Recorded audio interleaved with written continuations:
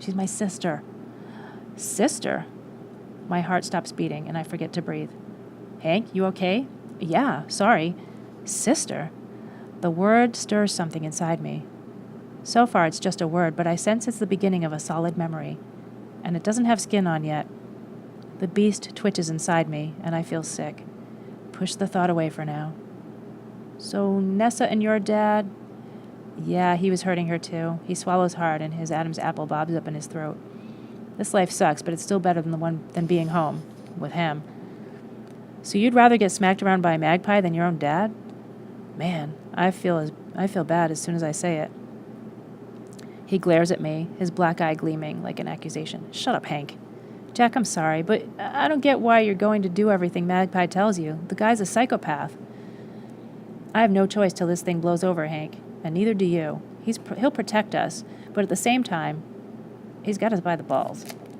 Only if we let him. I shake my head at him as betrayal and wounded righteousness wash over me. And just because you delivered me to Magpie as some pathetic new recruit doesn't mean I have to cooperate. At least Jack has the decency to look ashamed. You don't know anything, Hank, he murmurs.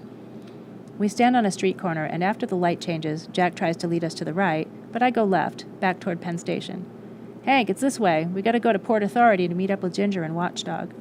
I keep walking in the opposite direction of Magpie and his directives, as far away as possible. Who are they, anyway? They work with Magpie, Jack says, trotting to keep up with me. They're expecting us, and believe me, the last thing you want to do is piss them off. I grip my copy of Walden tight in my hand and keep walking. The cabin in my dream was just like the one that Thoreau built. I know as I stare at the cover of the book, at the trees and the pond, that's where I want to be. That I will not spend another night in the city. I will not look at the moon through smog, will not breathe taxicab exhaust, or listen to the beeps of 100 car horns.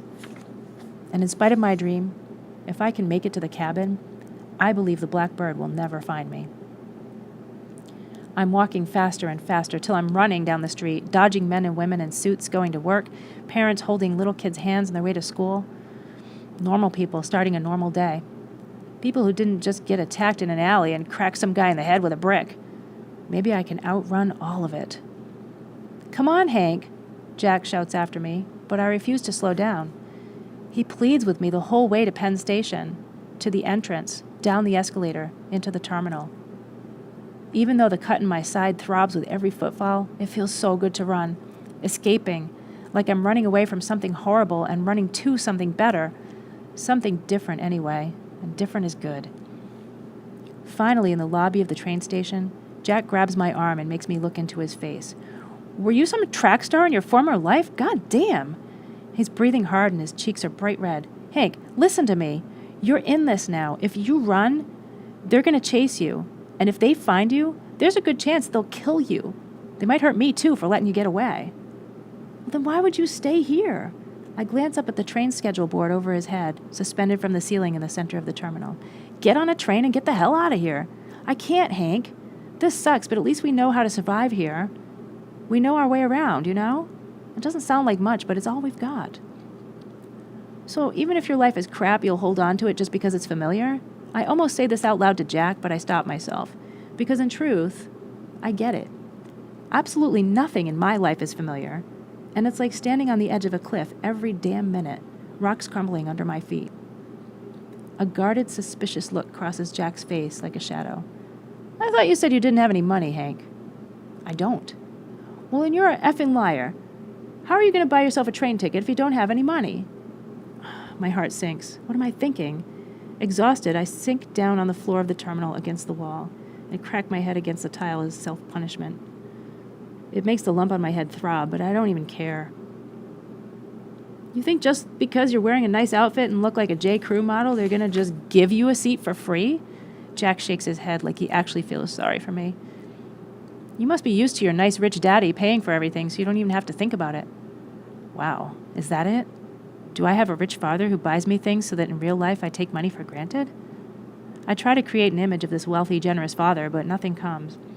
Maybe is all I can manage around the lump in my throat. I don't remember. Jack sits down on the floor next to me and stares into my face for a long time. Look, he finally says, Nessa and me, we can't go home.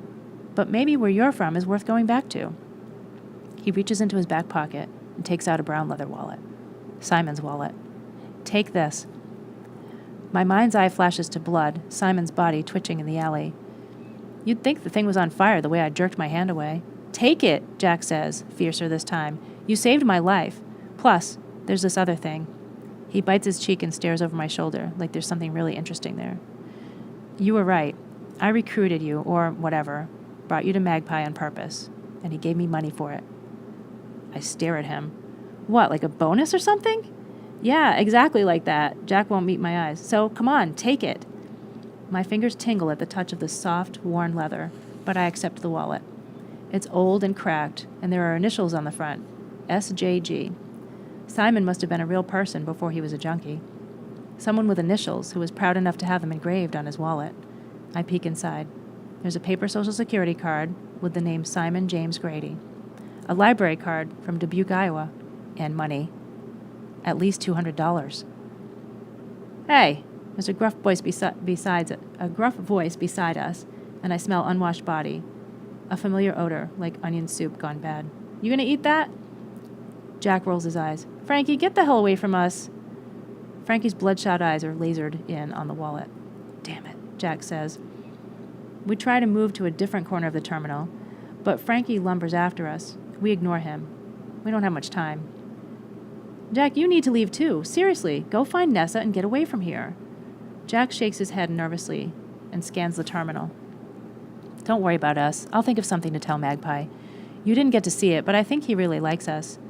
He says we're more special to him than any of the other kids, and I believe him. We'll be okay. I promise. I bite my lip and my eyeballs sting.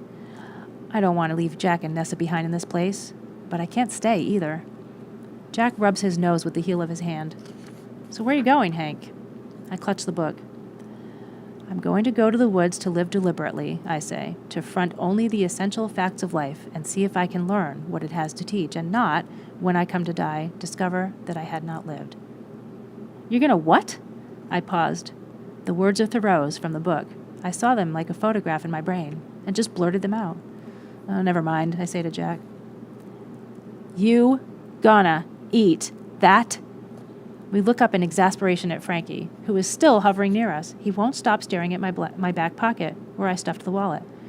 Frankie, stop staring at my ass, I say.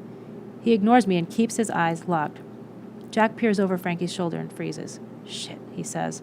I turn to see 2 transit cops on the other side of the terminal, a heavy-set, dark-haired woman, and a burly guy who takes off his police cap to scratch his head, revealing a military-style blonde buzz cut. They stop a kid about our age with dark hair like mine and ask him a lot of questions. I gotta go, Jack says.